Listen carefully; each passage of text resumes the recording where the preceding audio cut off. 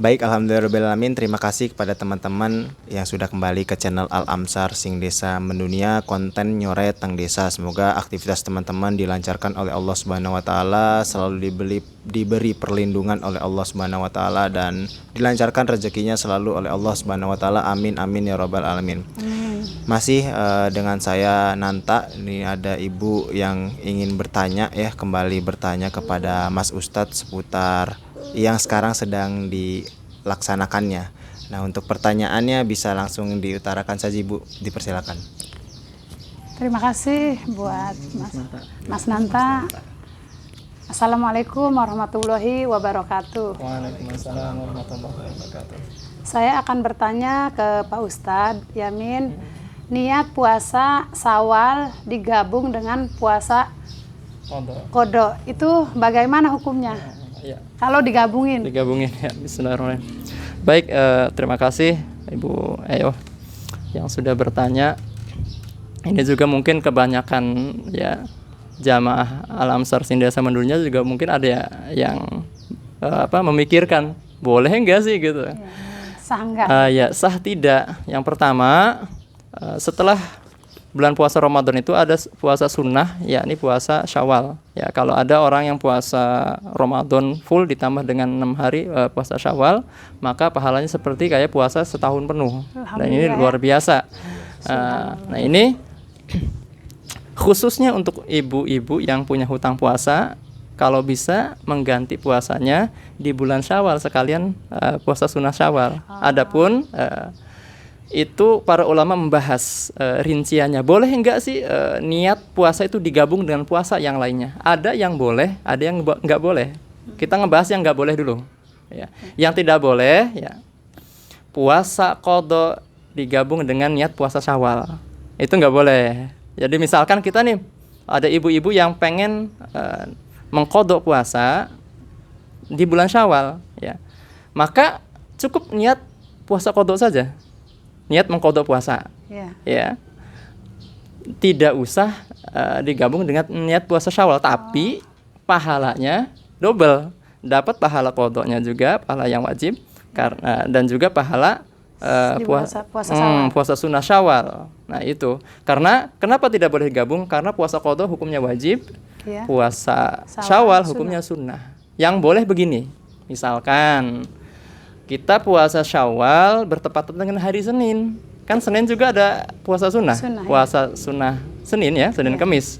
Maka ketika hari Senin kita misalkan tidak punya hutang puasa, tapi kita pengen puasa sunnah Syawal bertepatan di hari Senin, maka niatnya boleh digabung jadi dua. Saya niat puasa Syawal juga, niat puasa Senin juga, nanti pahalanya double. Ya. Dapat pahala puasa Syawal juga, pahala puasa Senin juga, Senin Kamis. Atau mungkin ada lagi puasa sunnah yang lainnya, puasa Daud ya. Nah, puasa Daud kan sehari puasa, sehari enggak. Puasa Daud juga hukumnya sunnah, sunnah dengan sunnah boleh. Sebagaimana kaitannya dengan sholat juga sama. Ada sholat-sholat yang bisa digabung niatnya. Sholat sunnah ya. Sholat sunnah yang bisa digabung niatnya itu kayak contoh misalkan kalau kita malam hari kayak mulai sholat tahajud, sholat hajat, sholat istikharah, itu bisa digabung niatnya. Bisa digabung ya. Jadi misalkan malam hari saya badannya capek nih, biasanya kan sholat tahajud juga, istikharah juga, hajat juga. Tapi malam ini saya capek. Disatuin. Saya mau sholat sunnah 2 rakaat, ya sholat tahajud, istikharah, sholat hajat.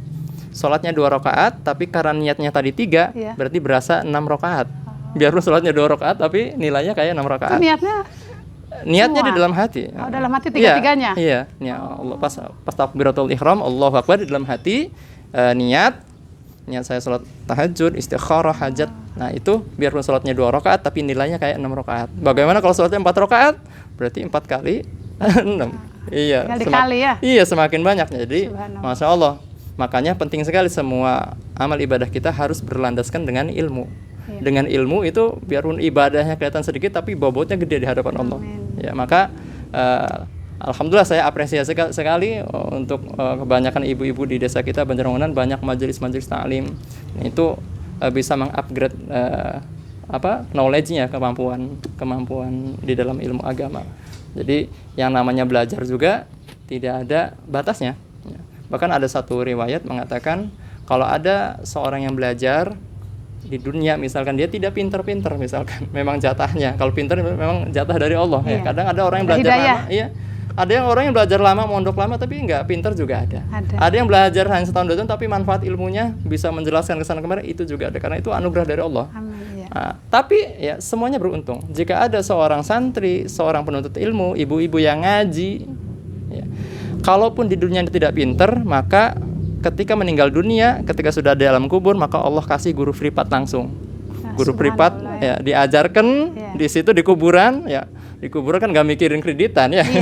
Cukup mikirnya Allah saja. Jadi belajarnya fokus sehingga ketika nanti dibangkitkan dari alam kubur, dia dalam keadaan menjadi seorang yang alim, jadi ulama. Biarpun dulu waktu di mungkin masa hidupnya dia tidak pintar, tidak alim. Jadi itu kelebihannya. Udah ada privatnya ya, nanti di alam. Kelebihannya orang yang ngaji itu seperti itu. Jadi ngaji itu nggak ada ruginya. Ya, maka luar biasa. Ya, mudah-mudahan Ibu Eyo dan juga Ibu Nenti istiqomah. Amin. Amin ya rabbal alamin. Itu saja. Yang saya tanyakan Pak Ustadz ada satu lagi, apa hukum membawa HP Android yang ada aplikasi Quran ke WC? Ya, baik. Nabi kita Muhammad SAW pernah dalam satu kesempatan beliau masuk ke toilet. Beliau punya khotam kan, punya cincin. Di cincinnya itu tertulis nama Muhammad Rasulullah. Beliau copot cincinnya, taruh di luar, beliau masuk ke toilet. Ya. Setelah selesai hajatnya, kemudian dipakai lagi. Dari hadis ini para ulama beristinbat mengambil hukum bahwa hukum membawa Al-Quran, membawa yang ada lafaz Allah, mungkin juga kadang ada yang pakai peci la ilaha illallah ya, ataupun baju. Itu bagaimana hukum-hukumnya makruh. Tidak sampai derajat haram tapi makruh. Makruh. Ya. Kalau HP Android ya menjadi makruh ketika masuk ya, HP Android yang ada aplikasi Qur'annya menjadi makruh ketika masuk ke toilet jika lagi dibuka. Ya, lagi ada gitu ya. Kalau misalkan di close, nah, terus tampilannya bukan tampilan Al-Qur'an, maka tidak makruh, boleh-boleh saja. Ya. Jadi itu hukumnya untuk HP yang ada aplikasi Al-Qur'annya. Jadi kalau mau masuk berarti di close dulu ya. Jangan sampai kelihatan. Begitu sih. Jadi hukumnya makruh ya. Makruh, ya. Tidak sampai haram. Baik, itu saja mungkin ya Bu ya pertanyaannya Bu ya. Sudah cukup. Ya, alhamdulillah ya. Sudah sore juga ini kita berbincang-bincang pada hari ini, dan terima kasih untuk Ibu yang sudah mau berkolaborasi dengan Al-Amsar Sing Desa Mendunia. Semoga bisa berkolaborasi lagi di lain waktu ya. Dan kalau teman-teman juga di Desa Banjarwangunan ada yang ingin bertanya juga secara langsung, mampir juga di Yayasan Al-Amsar, silakan ya Mas Ustadz ya. Terbuka sekali, bisa langsung hubungi Mas Ustadz atau mungkin langsung datang ke sini saja ya Mas Ustadz ya. Alamatnya bisa ada di bawah ini ya teman-teman ya. Baik, terima kasih untuk jamaah Al-Amsar yang sudah menyaksikan video ini sampai selesai. Semoga bermanfaat videonya, sebarkan seluas-luasnya. Kalau ada pertanyaan yang ingin ditanyakan di komentar, silakan tanyakan di komentar. Insya Allah akan kami jawab sebisa kami ya. Terima kasih, sampai jumpa di video selanjutnya. Ini banyak membantu kami ya. Program Kenceng Sedekah Subuh ini diperuntukkan dananya ya akan dibeli